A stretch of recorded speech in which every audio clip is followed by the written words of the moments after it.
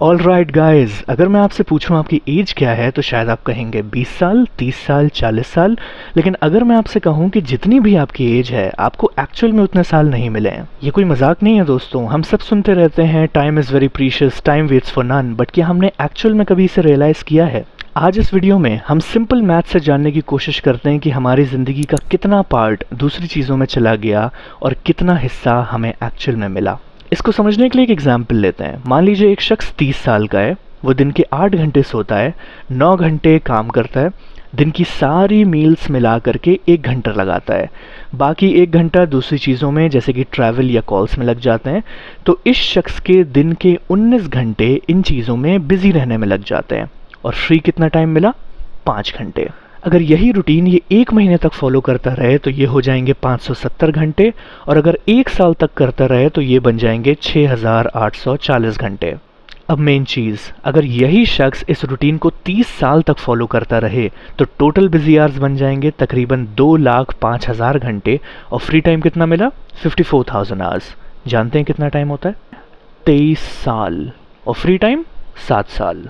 इसका मतलब जानते हैं दोस्तों, इस शख्स की 30 साल की ज़िंदगी में से 23 साल उसके इन सब चीज़ों में बिजी रहने में ही बीत गए और सिर्फ 7 साल मिले एज फ्री टाइम।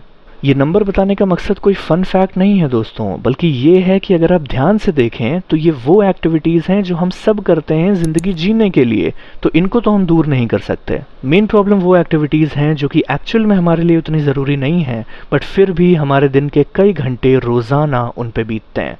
इनमें नंबर 1 है excessive use of mobile phone. Money control की 2022 में पब्लिश्ड इस रिपोर्ट के मुताबिक इंडियंस का रोज़ाना average screen on time around 7 घंटे है, जो कि चाइना और अमेरिका से भी ज़्यादा है। अब ऐसा नहीं है कि ये 7 घंटे किसी पढ़ाई या प्रोडक्टिव काम में यूज़ होते हैं। इसी रिपोर्ट में आगे लिखा था कि ये स्मार्टफोन्स जनरली ऑनलाइन मैसेजिंग करने के लिए, सोशल मीडिया पे एक्टिव रहने के लिए या दूसरे कंटेंट टाइप्स को कंज्यूम करने के लिए यूज़ होते हैं। अब ज़रा सोच के देखिए, अगर 7 घंटे हम रोज़ाना अपने फ़ोन को इन कामों के लिए यूज़ करते हैं तो जानते हैं 1 साल में हम कितना टाइम वेस्ट कर देंगे? जल्दी से देखते हैं। 7 घंटे रोज़ाना मतलब 1 महीने में 230 घंटे, 1 साल में 2760 घंटे। जानते हैं कितना टाइम होता है? 4 महीने। यानी कि 1 साल के हम ऑलमोस्ट 4 महीने सिर्फ फ़ोन यूज़ करने में वेस्ट कर देते हैं।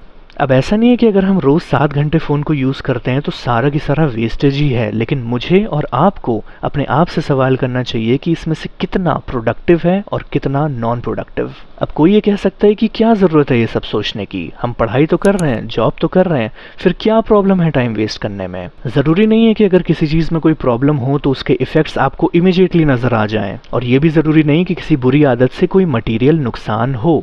इसको समझने के लिए एक एग्जाम्पल देखते हैं। मान लें कि आप अपनी फैमिली के बीच बैठे हुए हैं और वो आपसे बात करना चाहते हैं, लेकिन आप अपने फ़ोन में वीडियो देख रहे हैं या कोई गेम खेल रहे हैं। इससे कोई पैसे का नुकसान नहीं हुआ है, ना कोई चीज़ टूटी है, लेकिन इस चीज़ से आपके और आपकी फैमिली के बॉन्ड पे अफेक्ट पड़ सकता है। और यही प्रॉब्लम्स पेरेंट्स की साइड से भी आ सकती है कि बच्चे पेरेंट्स से बात करना चाहते हैं, कुछ शेयर करना चाहते हैं, बट पेरेंट्स बच्चों से ज़्यादा फ़ोन में इन्वॉल्व रहें। ये एग्जाम्पल्स मैं हाइपोथेटिकली नहीं दे रहा दोस्तों। इकोनॉमिक टाइम्स पे पब्लिश्ड इस रिपोर्ट के अकॉर्डिंग 90% ऑफ द पेरेंट्स कभी कभी इरिटेशन शो करते हैं जब वो स्मार्टफोन्स यूज़ कर रहे हों और उसी वक्त उनका बच्चा उनसे कुछ पूछ ले। अब इससे कोई मटेरियल नुकसान नहीं हुआ है, लेकिन ऐसे बिहेवियर से बच्चों और पेरेंट्स के आपसी बॉन्ड पे अफेक्ट पड़ सकता है।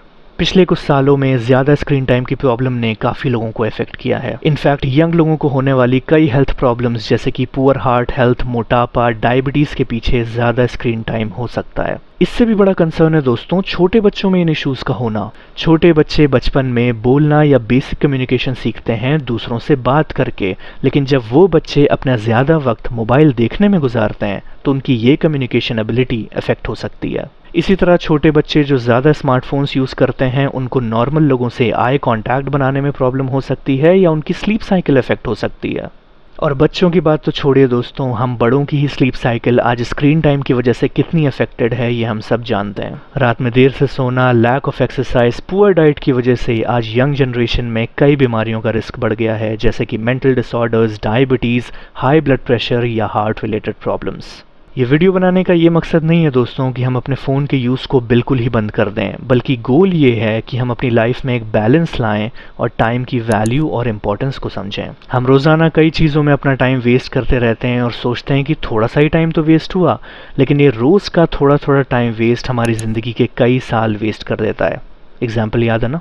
अपनी फैमिली को टाइम दें, अपने बच्चों को टाइम दें और अपने वक्त को प्रॉपर्ली यूटिलाइज करें। फिलहाल के लिए इतना ही। Thanks for watching and I hope to see you in my next video.